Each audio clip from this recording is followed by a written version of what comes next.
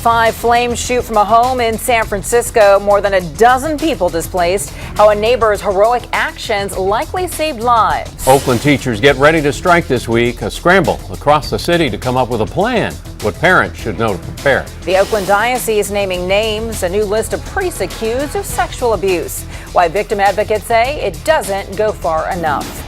KPIX 5 News at 5 begins right now with a frantic escape from a burning home in San Francisco. Good evening. I'm Veronica Dela Cruz. I'm Alan Martin. Flames were shooting from a 3-story home on Page Street near the Panhandle, and it may have been neighbors helping neighbors that prevented a tragedy. KPIX 5's Joe Vasquez is live. He has this part of the story for us. Joe? Yeah, in fact, take a look right now. You can see the San Francisco Fire Department here, ladder trucks working hard to pour water on this fire. It is under control at this point, but they are still working on making sure it does not spread and that these hot spots don't get worse. This is the 1200 block of Page Street in the Haight section of the city. Now, this fire broke out around 3 o'clock this afternoon. Flames were shooting from the roof, and the fire could be seen from miles around. There were people inside at the time. Some of the residents tell me they heard smoke alarms, and then somebody was knocking on the doors frantically, telling them they needed to get out right away. Now, it was quite an emotional scene, as some of the fire victims only had time to grab a few items and then get out fast. By the time we came out, the glass above was shattered in front of the house, and I grabbed her and we ran out the door. And the rest is history. Really sorry. It's just hard to watch your house burn. Officials say 17 people were displaced from this one building. The Red Cross is here helping them get resettled. Now, the building next door was evacuated as well because it sustained some fire damage. Right now, it's not clear when those folks will be allowed back in, as they're still assessing that building to see if they can let them in tonight. If not, this evacuation could sustain itself a little bit longer. We'll keep you updated. Reporting live, Joe Vasquez, KPIX 5. Our other big story, Oakland teachers on the verge of a strike. About 3,000 teachers could walk the picket lines as soon as Thursday. KPIX 5's John Ramos live in Oakland, where the district and families coming up with backup plans. John? Alan, despite the holiday today, Martin Luther King Elementary was actually a pretty busy place. They were having a community service project. But come Thursday, it could be a very different story here. We are so hella proud of our city. Oakland Mayor Libby Schaaf gave an upbeat welcome to the hundreds of volunteers at today's My Brother's Keeper school cleanup event. But she wasn't optimistic that a teacher's strike could be avoided. I would be surprised if a strike could be averted for Thursday, but there is no school on Friday. I am hopeful that this can remain a one-day strike. If the strike happens, the city says it will open libraries and 15 recreation centers to give kids a place to go. But the district wants parents to bring their kids to school, saying central office support staff will be there to supervise. MLK's principal says students will work on computer-based learning programs and watch instructional science videos. And so instruction will be going on that is quality and that does focus on the Common Core standards. But it won't necessarily be a normal curriculum for the day. It will not be the normal curriculum for the day. At Union headquarters, organizers already did a lot of the hands-on preparation a few weeks ago. So today was about coordinating people to make sure each school site has enough picketers. It's putting people in the proper roles. And so we're looking at, right, for my picket line training, we're going to be solidifying roles. So we have a liaison, like a traffic liaison, a police liaison. But parents have to plan as well. And Dejanay Dixon says her 6-year-old son Kyle will go to school, but can expect a lot of extra book work when he gets home. It said the plan is mostly for them to be watching videos and not really learning, so I'm going to still have him doing homework and stuff at home. Does that concern you if this were to drag on? Yeah, I mean, he's in school for a reason, to learn, you know. And that's a big question that a lot of parents are kind of nervous about. How long could this thing last? Since no one knows the answer to that, no one really knows what to prepare for. In Oakland, John Ramos, KPIX 5. The Oakland Diocese is out with the names of nearly 4 dozen clergy credibly accused of sex abuse over many decades. The new list includes 5 men who were not publicly identified before. KPIX 5's Melissa Kane live for us at the Oakland Diocese. She has the story. Melissa? Yeah, Veronica, we've been waiting for this list for a few months now. Church officials say it took them longer than they expected to put it together. But now we have it, 45 names of men that the church says probably sexually abused young boys and girls in the hundreds. It's a big step forward for us in terms of transparency and in terms of keeping our children safe, in terms of healing. Chancellor Wilcox says that publishing the list of abusive clergymen who have worked at the Oakland Diocese is an important step. Of the 45 credibly accused men, 20 were priests of the Oakland Diocese, and 14 of them are already dead. The other 25 were clergy visiting from other places, and the only information we have about them is their names. There's something fishy about this list. The fact that it's only 45 names long is fishy given what we know about the history of the diocese. There's a lot more to look at. Dan McNevin is with the Survivors Network for those abused by priests.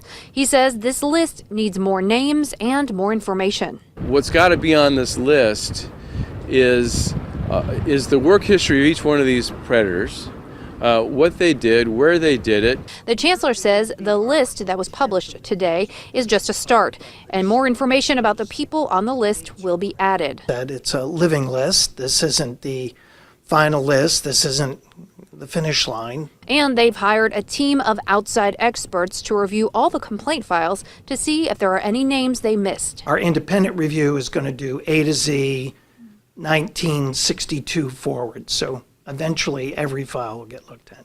But McNevin is skeptical. He says the church just cannot be trusted to fully expose its own history of abuse. The only way we'll ever get a complete list of Oakland, San Francisco, all these places, is if a secular authority like an attorney general or a DA does an investigation. Now, coming up at 6, we'll show you what the Survivors Network says they plan to do in response to the list disclosed today. Live in Oakland, Melissa Kane, KPIX 5. Today at the Vatican, sex abuse victims gathered in St. Peter's Square. Pope Francis has summoned bishops for a summit on the issue starting Thursday. Over the weekend, the Pope also defrocked the American Cardinal Theodore McCarrick over long-standing abuse allegations. A fiery accident in Fremont. A Tesla driver crashed head-on into a tree. Then that Model X burst into flames. Police say just after 7 a.m., the driver veered off the road at Paseo Padre Parkway and Thornton Avenue and went into that tree. The car swung around and the front part of the battery was damaged. The driver, who happens to be a Tesla employee, managed to walk away with minor injuries, but the car caught fire for a short time. Firefighters sprayed water on the battery, cooled it down, and monitored the temperature. Then the Tesla battery technicians gave the all clear to move that car to a tow yard. The million-dollar question here, was autopilot turned on? And we want to know that also. So we've been in touch with Tesla. We'll do follow-up investigation to see if it was in fact engaged. Investigators are also looking at whether driver fatigue was a factor in the crash. Now, in a statement, a Tesla spokesperson says, quote, "We have been in touch with the local authorities to learn the facts of the incident and offer our full cooperation." Tonight, a state of emergency has been declared in Sausalito. More than a dozen homeowners are without a place to stay after a Valentine's Day landslide. Residents who are now homeless showed up to a city council meeting today looking for answers. They said the city could have done more to prevent the surrounding land from breaking apart.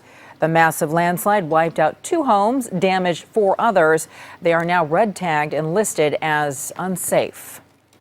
You know, living in a hotel right now and trying to find a new home, we're dealing with some issues with our landlord. And we feel like we're being surrounded by these water issues that are beginning to have a negative impact on our property.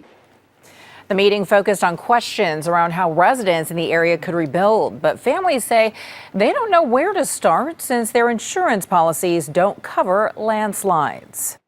there aren't immediate answers, especially to a tenant who has a relationship with a landlord, who has a relationship with insurance.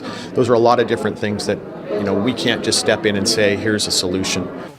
There is no word when survivors will be able to salvage any belongings in the rubble. Today's emergency declaration makes Sausalito eligible for state and federal aid. The traffic alert to tell you about right now, live pictures of Highway 37, where westbound lanes remain closed near Novato because of last week's monster storm. Looks like it might stay that way for a while. Crews still trying to get the water off of the road from a levee break along Novato Creek. After that, they're going to have to resurface some areas where there's damage.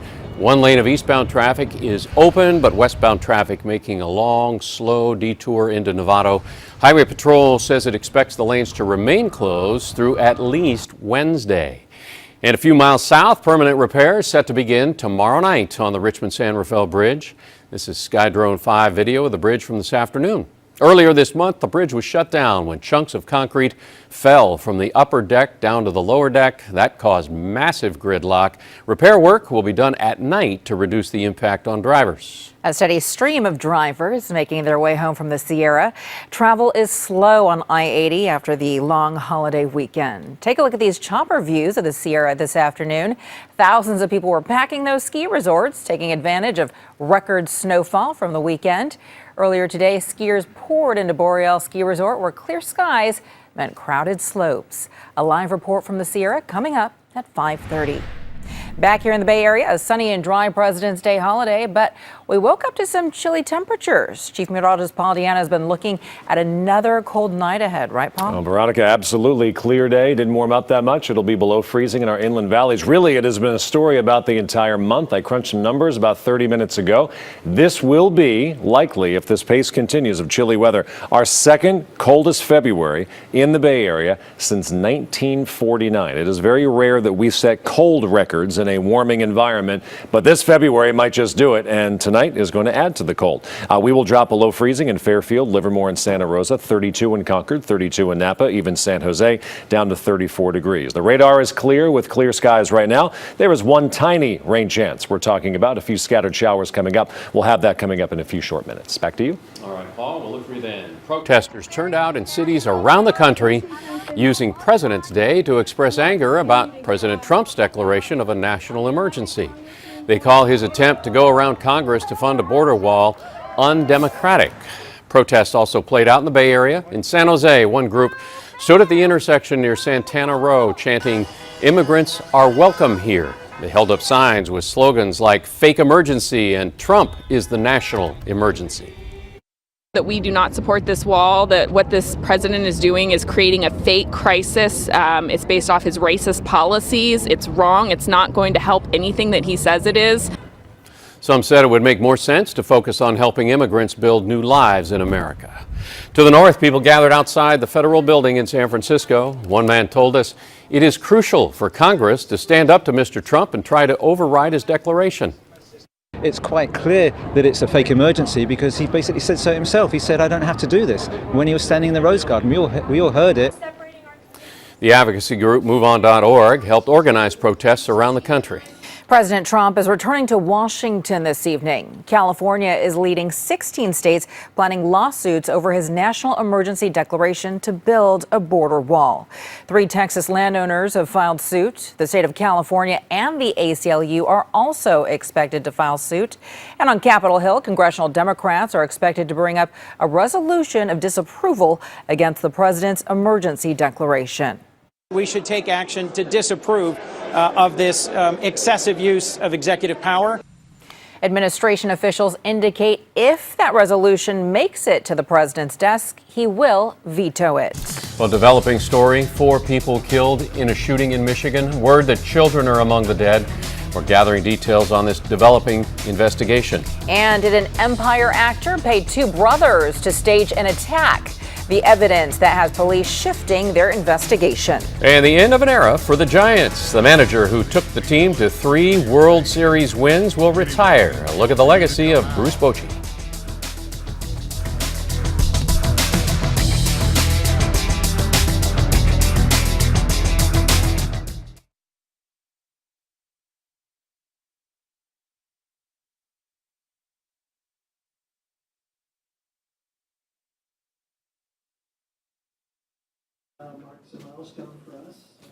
Test 1, 2, 3, 4, 5, 6, 7, 8, 9, 10. Test 1, 2, 3, 4, 5.